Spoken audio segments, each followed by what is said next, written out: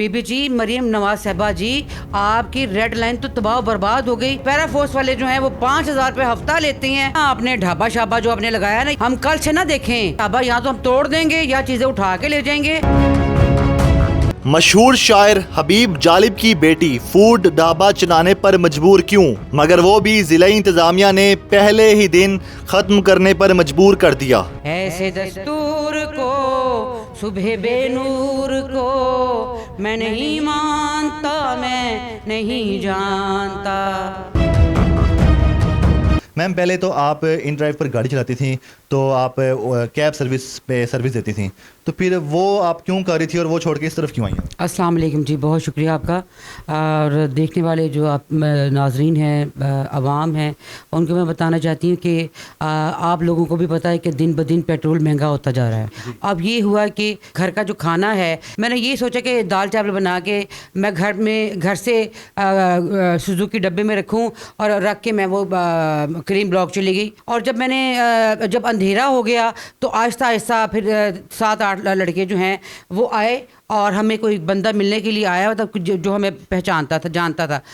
मैं फ़ोन सुनने के लिए गाड़ी में गई हूँ, मेरी भतीजी बैठी हुई हैं उसके ऊपर अपना ढाबे के ऊपर। तो वो बंदे आए, ओए गाल सुने ज़रा, जो उनकी पंजाबी की जो लैंग्वेज है, अदरा ज़रा गाल सुन। तो ढाबा तू लाया है? उन्होंने कहा जी मैं नहीं लाया। फिर मेरी भतीजी ने कहा कि मेरा ढाबा है।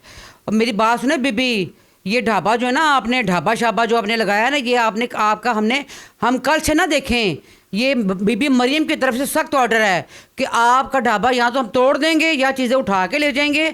और अगर आपने कल यहाँ पे आई तो अपने फिर जिम्मेदार आप खुद होंगी। अच्छा, जब वो गए हैं तो इधर से पीछे से एक बंदा आ गया जो उनका स्टाइल था।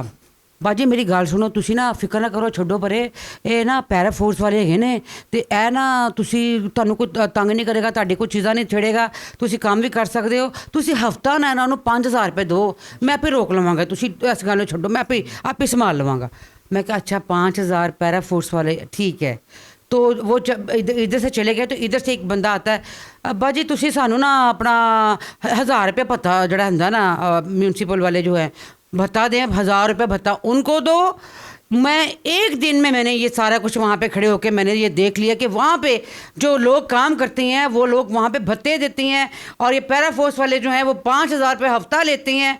ठीक है, हम मरियम नवाज़ कहते हैं कि जो ख़वातीन है वो मेरी रेड लाइन है। बीबी जी मरियम नवाज़ साहबा जी, आपकी रेड लाइन तो तबाह बर्बाद हो गई। बच्चियाँ, ख़वातीन, क्या है, बर्बाद हो गया सारा कुछ। आपके होते आपको पता कि हबीब जालिब साहब जो हैं वो आप लोगों के लिए, आवाम के लिए, मज़दूरों के लिए, ख़वातीन के लिए, गरीबों के लिए वो आवाज़ बनते रहे, उनके लिए लड़ते रहे, उनके लिए जेलें काटते रहे, उनका मुकदमा अदालत में जज के सामने लड़ते रहे। तो आप मेरा बजाय साथ देने के मुझे एज आ टेस्ट केस मुझे देखते कि चले देखते हैं क्या होता है क्या नहीं है, मुझे एक दिन में सारा कुछ पता लग गया, एक दिन में मुझे। मैं बताएगा कि वो जो आप बता रहे जिनको पैरा फोर्स वाला कहा जा रहा था एक बंदे की तरफ से, उन्होंने वर्दियां पहनी थी पैरा फोर्स की? नहीं, वो बगैर वर्दी के थे। फिर आपने क्या किया? मैंने उनकी बात सुनी ना, मैंने कहा अच्छा ठीक है, मैं ये सोचती हूँ। फिर 10 मिनट बाद में हम लोग बैठे परेशान कि यार यहाँ पे इन लोगों ने ना ये धमकियाँ दे के चले गए हैं बीबी मरियम नवाज साहबा की तरफ से। तो उन्होंने कहा, किसी ने आके कहा कि जी एक ढाबा के ऊपर बीबी मरियम की तस्वीर लगाएं, एक ऊपर और एक नीचे। फिर नहीं आएंगे भाई, मैं क्यों लगाऊं जब मैंने 3 जून की एप्लीकेशन मैंने दी हुई थी इनको, और मैं फिर रही थी कभी डीसी के ऑफिस, कभी टाउन हॉल के ऑफिस, कभी कहीं कभी किसी को फ़ोन, कभी किसी को फ़ोन। अगर मैं लीगली तरीके से मैं आई हूँ तो इन लोगों ने मेरी एप्लीकेशन रिजेक्ट कर दी। कौन सी एप्लीकेशन दी थी आप? मैंने ये ढाबे के लिए, ये जो मॉडल रेडी, मैंने इनको कहा था कि एक कैबिन मुझे बना के दे दिया जाए, हम घर से पका के वहाँ पर लेके जाएँ और उसको सेल करें। मेहनत करने में कोई बुराई नहीं है, मैं मेहनत कर रही थी, मैं किसी से मांग नहीं रही थी। ठीक है ना, मैं अपनी मेहनत करके कमाना चाहती हूँ। ठीक है, और शुरू से मैं यही करती आ रही हूँ। और फिर पीछे से एक बंदा आता है, वो कहता है बाजी तुसी ना अपना 1,000 रुपया तुसी सानू रोज़ाना दो, तुहानू कोई परेशानी नहीं होएगी, तुहानू कोई मसला नहीं होएगा, तुहानू कोई नहीं धमकी लाएगा, तुहानू कोई तुहाडे फट्टे दे कोल कोई नहीं है, साडी जिम्मेदारी हैगी है। ठीक है, ये मेरे साथ हुआ भाई। ये सामान मैं लेके आई हूँ। तो आप उसी टाइम सामान लेके वापस आ गए? नहीं, मैं आधा घंटा एक घंटा वहाँ पे बैठी रही हूँ, सोचती रही हूँ कि मैं क्या करूँ, किस तरह से करूँ। कस्टमर आए हैं, वो आके परेशान हो गए, वो भी देख के हमें परेशान हो गए, वो भी। फिर हम आपस में बात करते रहे कि यार क्या करना चाहिए, ये तो हमें धमकियाँ लगा के चले गए, ये तो सामान तोड़ देंगे, ये सुबह हम लेके आए तो ये उठा के ले जाएंगे, ये मरीम नवाज़ की धमकियाँ दे रहे हैं। मैंने ये सारी एक एक चीज़ जो है वो मैंने कर्ज लेके ये सारी चीज़ें मैंने क्रेडिट पे ली, ये सारी चीज़ें। कितना आपने खर्चा किया था ये सारा सेटअप लगाने पे? क्या क्या लिया 2 था? लाख रुपए। ये बाहर सामान पड़ा हुआ, अभी फट्टे पड़े हुए हैं, अभी टेबल पड़े हुए हैं, सारा कुछ वहाँ पे पड़ा हुआ है, सिलेंडर पड़े हुए हैं, चूल्हे पड़े हुए हैं, सारा कुछ ही है मेरे पास। ये सारा सामान रखा हुआ है, ये सारे डब्बे पड़े हुए हैं, चूल्हा पड़ा हुआ है, ये सारा ये कूलर देख लें, ये सब देख लें आप। तकरीबन 2 लाख रुपए का खर्चा करके, 2.25 लाख रुपए का खर्चा करके आपने ये काम शुरू किया गाड़ी वाला ढाबा के नाम से, और एक दिन में 250 रुपये कमाए। पहले दिन आपके पास सरकारी मुलाजिम आए, आपको तंग किया, आप घर आ गई। आपने कहाँ पे शिकायत लगाई है इसके बाद? कहीं मरियम को बताओ, एक ऐप है मरियम कंप्लेंट्स, सीएम कंप्लेंट सेल है। फेसबुक पे आई, मैं फेसबुक के ऊपर आई और वहीं पे खड़ी होके मैंने ये ढाबा जो लगाया, शुरुआत किया। मैंने लोगों को कहा कि आप मैंने यहाँ पे ढाबा शुरू किया है, तो आप प्लीज़ मुझे अप्रिशिएट करें, मेरे लिए दुआ करें कि ये काम चल जाए और आप यहाँ पे आएँ भी। और जब शाम को जब ये मेरे साथ हुआ तो शाम को मैं रात को आके मैं लाइव आकर मैंने सारा कुछ बताया।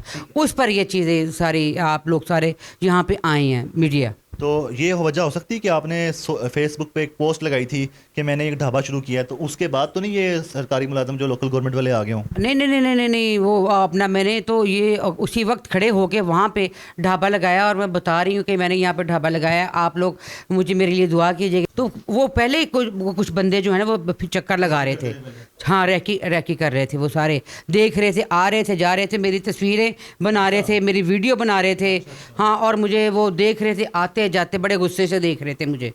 तो ये हुआ। सही है। अभी आपने किस इदारे में रब्ता किया, कहाँ शिकायत लगाई है इन सरकारी मुलाजमों की, और आपको फ़ोन कॉल्स भी आ रही हैं, वो क्या कह रहे हैं? मैं फेसबुक के ऊपर ही ये सारा कुछ बता रही हूँ। जो मीडिया सहाफ़ी आ रहे हैं, मैं उनको ही ये सारा कुछ बता रही हूँ। मैंने आते ही जब शाम में मैं घर आई हूँ तो मैं लाइव आई हूँ और आके मैंने ये लाइव आके मैंने बताया। सीएम कंप्लेंट सेल पे भी कंप्लेन की जाए, और पैरा के खिलाफ भी कंप्लेन का एक नंबर बनाया हुआ है इन्होंने, एप्लीकेशन है कोई, तो उस पर भी रब्ता करें। भाई ये तो फिर रहे हैं सारे, वहाँ पे फिर रहे हैं, वहाँ पे सबसे ले रहे हैं। मैंने वहाँ पे पता किया कि ये एक बच्चा, चले एक बच्चा मैं बता दूँ, एक छोटा सा बच्चा गुब्बारे लेके वो अपना यहाँ पे उसने एक डंडा सा लगाया हुआ था, गुब्बारे उसके साथ लगाए।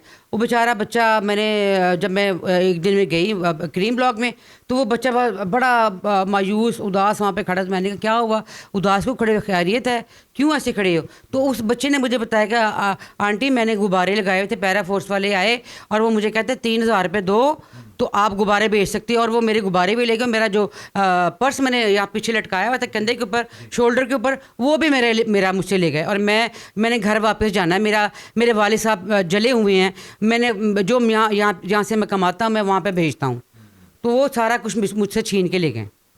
तो अभी जो आपसे रब्ता किया जा रहा है ज़िला इंतज़ामिया की तरफ से, कौन रब्ता कर रहा है, आपको क्या ऑफ़र की जा रही है? भाईजान मैं वही तो बता रही हूँ कि मैं पहले लीगली तरीके से मैं आई हूँ, मैंने एप्लीकेशन दी है। अब अगर मेरा ये सारा कुछ बर्बाद करने के बाद अब वो मुझसे रब्ता कर रहे हैं तो क्या फ़ायदा, मुझे बताएं। हम देख रहे हैं, हम आपके लिए सोच रहे हैं, हम करते हैं, हम देखते हैं, फ़ायदा क्या? जब मैं उन लोगों के जाके मैं फ़ोन करती थी, जब मैं उनसे मिलती थी, बात करती थी, वो मुझे टाइम नहीं देते थे।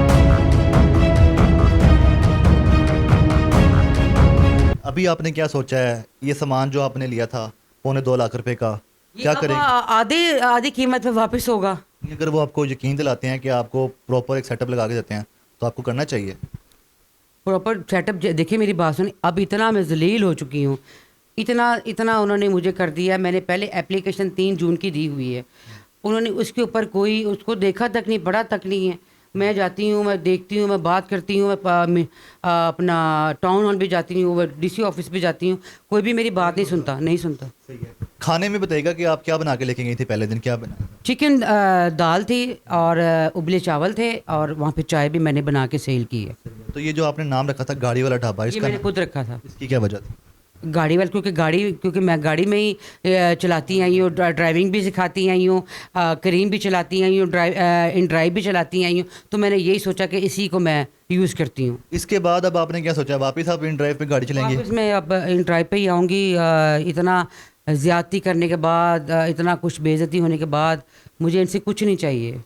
ये बस अपना चलाएं, पाकिस्तान जैसे ये चला रही हैं, और ये पैरा फोर्स वाले और ये भत्ता वाले जो फिर रही हैं, ले रही हैं, ये इनसे ऐसे लेती रहें, कोई बात नहीं, मैं नहीं दे सकती। उन औरतों के लिए भी निकली थी जो बेचारी मजबूर, हाँ बिल्कुल, वो भी आए मेरी तरह। जब मैं निकल सकती हूँ, मैं आ सकती हूँ, तो वो क्यों नहीं आ सकती, वो क्यों नहीं मेहनत कर सकती? तो मैं इसलिए निकली थी, मेरा दिल टूट गया। तो आप अपना भत्ते। आपके वालिद साहब ने इतने साल पहले एक नज़म लिखी थी जो आज तक सुनी जाती है, हाँ जी, वो अगर सुना दें। दीप जिसका महलात ही में जले, चंद लोगों की खुशियों को लेकर चले, वो जो साए में हर मसलहत के पले, ऐसे दस्तूर को सुबह बेनूर को मैं नहीं मानता, मैं नहीं जानता। अच्छा, ये जो हबीब जाले साहब ने ये नज़म लिखी थी, ये उस दौर में लिखी थी जब जमहूरी दौर नहीं था, 1962। तो 1962 में। अभी तो जमहूरी दौर है, क्या आपको लगता है कि अब लोग ये नज़म क्यों सुनते हैं? अब कोई जमहूरी दौर चल रहा है, तो मतलब कि अब ये सुनने की क्या ज़रूरत है? वो अब सिर्फ अपने मुफादात के लिए ये जालिब साहब की शायरी पढ़ती हैं। मियां शहबाज शरीफ साहब कई बार पढ़ते रहे हैं। वो पढ़ते रहे बिल्कुल। जब वो वज़ीर आला थे ना, तो वो अपनी सियासत को चमकाने के लिए जालिब साहब की सियासी शायरी का सहारा लेते थे। वो वज़ीर आज़म हो गए हैं। कई बार उनके हमने देखा है कि तकरीर करते हुए ये नज़म से शुरू करते हैं। बिल्कुल वो पढ़ते हैं, क्योंकि उनका अपना मुफाद होता है ना। जालिब साहब की शायरी को पढ़ते हैं, तो जालिब साहब के लिए अगर उनकी बेटी कोई बात करती है, कोई इशू पे बात करती है, मैं बेटी हूँ, अगर मैं बात करती हूँ या मैं उनका कलाम पढ़ती हूँ, तो इस पे उनको बुरा लगता है। या मैं कोई काम करूँ या मैं कोई किसी इशू पे बात करूँ तो बुरा लगता है। तो बीबी मरीम साहबा, आपकी जो रेड लाइन थी ना, वो तबाह बर्बाद हो गई है।